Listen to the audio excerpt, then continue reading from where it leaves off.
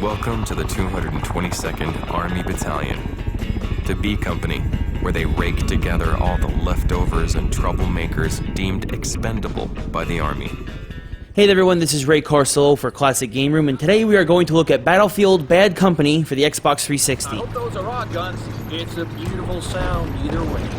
Listen out, boys! Typical! Drink your wine and sweets! It's about time we got some action! Look at the... When you screw up in the Army, I mean really screw up, what do you think happens to you?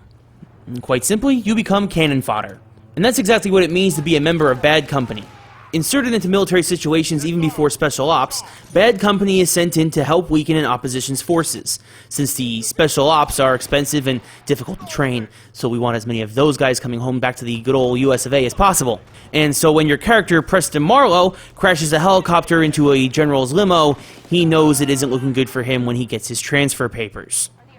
Partnered with Terrence Sweetwater, a computer hacker with a dry sense of humor, George Hags Haggard, pyromaniac extraordinaire, and Samuel Sarge Redford, who is just trying to get out of the Army as fast as possible, Preston knows his life expectancy just dropped drastically. We have impact on targets! What he didn't expect, though, was to get caught up in events that could possibly start World War III. Set in the near future, the US is at war with Russia, and so Bad Company is sent in ahead of the good troops to Eastern Europe, and stumble across a unit of Legionnaires, the most deadly mercenary army around, who supposedly are paid in solid gold bars. Once Hags realizes this myth is actually true, and after eluding a dead Legionnaire, he goes AWOL, and accidentally single-handedly invades a neutral country.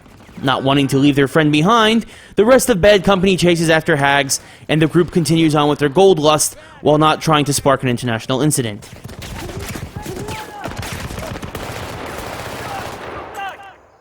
It's hard to explain just how fun Bad Company is. A solid first-person shooter experience bolstered by some great, witty banter amongst the group helps keep what could be some repetitive level design from being dull for very long. I can tell you that's right. It's coming from the barn. Oh, crap! Aside from this repetition of missions and level layout, Bad Company is a gorgeous-looking game with some awesome destructible environments that give the game a much greater sense of realism than most any shooter before it. Seeing a rocket actually take out the corner of a building so that you can see the soldiers inside, or blowing up a tower's foundation with a grenade launcher to eliminate a pesky sniper, is just the beginning of what new strategies you can come up with due to this feature. The audio for the game is also very solid. Although the music and sound effects are generic in terms of what you would expect, the great writing and voice acting for Bad Company really shines through when thrown into various situations with Sarge, Hags, and Sweets.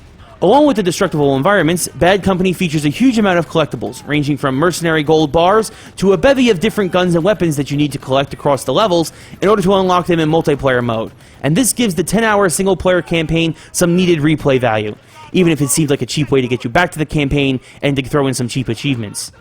What really brought you back to this game, though, before the sequel was released, was the multiplayer. Including the return of the heavily requested Conquest mode from previous Battlefield games, the multiplayer can support up to 24 players at once, and also features the Gold Rush mode, that is really just a variation on the Attackers versus Defenders mode. The best part of the multiplayer, though, was when you meleeed opponents. You could actually collect their dog tags and have constant proof of what gamers you just pwned in online combat.